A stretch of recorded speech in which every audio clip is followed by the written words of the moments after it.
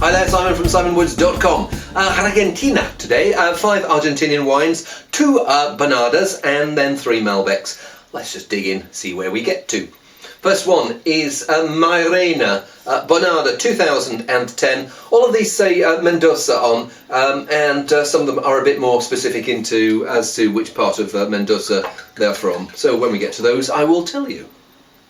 Sweet, rich berry. There's a slight chocolatey note as well from, I think it's from oak, that's coming through. And sometimes Bonada can be a bit savoury and herby. I don't get too much of that character coming through here, but it smells like it's going to be a nice fleshy wine. And there is a bit of freshness there, a little bit of bite, blackcurrant, blackberries, some savoury notes. It's the lowest alcohol of these, that's 13%. I think they go up to about 14.5%. But if I have a problem with it, it's what I call that slightly clunky oak. It feels like they've chocolate wafer biscuit oak. Feels like I would have much preferred it if they'd put it in older oak for a bit longer to round it out, because the fruit's still quite boisterous and juicy and friendly and vigorous. But yeah, maybe just a bit too juvenile. Nice, but and it may just be that it needs a little bit of time in bottle to calm down, but maybe they could have done that in the cellar, and hey, but I do like it. Next one, a year older, Trapiche's Broquel Bonada 2009, and again, no specification beyond Mendoza as to its origins. And now this is a little bit more earthy and savoury. If the first one is New World, this is more Old World. Trapiche is one of the long-established producers. Part of the Peñaflor group, and tracing its history back quite a few generations. And it feels, yeah, there are some wineries that where they're still less than 5 vintages under their belt. To be honest, I mean the other 4 wines in this range, I think I've heard of Quieto before, but the others are all new to me. Here there is a bit of a bit more relaxed character to the wine, and rather than the boisterous hold me back that was there in the first one. Smells good, but smells different. And here the oak is making its presence felt in a slightly different way. Rioja Bonada, if you want to call it that way. There's more of a sweet vanilla character. Here it was that chocolate wafer biscuit. Here it's the sweet vanilla. I think in both instances, I would have liked a little bit less of the oak influence and more larger, older barrels, so you get the softening effect without the impact of the flavour. Here, it's higher in alcohol. I think this is 14 compared with 13 on the first one, but both of them have got a nice bright freshness about it, about them. And I mean, if you're looking at Argentina, don't just stop on Malbec. Bonada is a grape that really deserves exploration. Both of those two, I very happily polish off a second glass and maybe even a third. Let's see whether I can say the same for the Malbecs. So we have got a 2011 and 2 2010s. The 2011 is Perpetuum Premium Malbec 2011 from the Jimenez Rey family, and origin here 60% Uco Valley, 40% Maipo.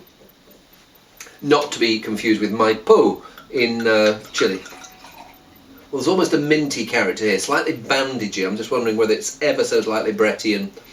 But then the fruit, it's got almost like a Coca-Cola character. Bright red berries, a dark fruit as well. And it smells quite fresh. It's young. It doesn't feel like it's over ripened or over oaked or anything like that. But let's taste it. Yeah, that minty, savoury, herby character is there. Maybe a little bit too prominent for me. I'll be interested to see how this ages, what happens over the next few hours as it opens up in the bottle. For me at the moment, I would almost like a little bit more of the Malbec violet freshness. It's not a heavy wine by any means, but I don't get much of that the Malbec purity that you get in the best examples. It's okay. I'm going to move on.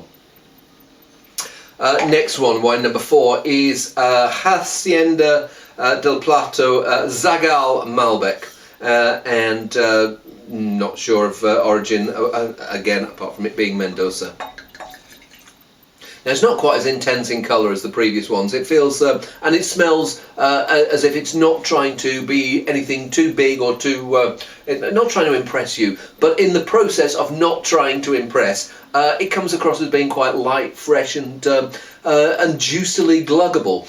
So there's a slightly medicinal hint to this plummy, dark berry fruit, but it smells like you want to have a swig of it.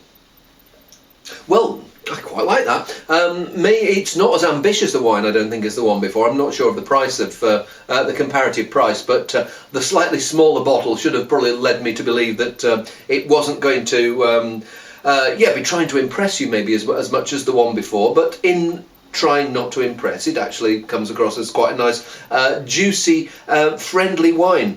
There is some licorice there. There's some giving, so it feels like there's some warmth and richness and alcohol bite about it. 14% on the first one, 14.5% here, but certainly not a wine that I'd want to keep for any length of time. But it does its job pretty well, and I actually prefer it to the one before. Let's see how I get on with the final one, which is Quieto Malbec 2010. Origin Mendoza, from 3 distinct Mendoza terroirs. They bring us complexity, delicacy and delight, but they don't tell you what they are. Let's have a go. Deeper in colour, deeper in aroma, but there's still some freshness about that aroma. There's the plums, the berries, a little bit of the black currant, maybe even something a little bit more exotic, maybe even something a little like passion fruit in there. Some of the floral character that maybe I've missed in the previous two. It smells like it's going to be concentrated but not trying too hard. And that floral, spicy character carries on into the wine. It's like there's this middle bit of berries and plums, and lacing through it are things like the floral notes, the spicy notes. There is again that licorice note of heat. 14.5% alcohol, not a shy fawn of a wine, but yes, it's not over the top. It's not one of those sweet, ripe, almost porty styles that some people seem to think what wine should taste like. This is a wine that you could actually drink, providing you had a large piece of bife de chorizo, as they like it in Argentina. Probably my favourite of the lineup. Although Argentina, I have a love-hate relationship with Argentina. I almost like the wines from 10 years ago more than I like some of them now. They seem to have gone a bit too bloated. And I think they've stopped probably about 3 years ago doing the really bloated styles, but their legacy lingers on, and there are still wines that get fabulous scores from certain critics that you taste them and you think this is like drinking soup. Here I want freshness, I want bite in a wine, I want some acidity, and I want a live fruit rather than something that's gone raisiny.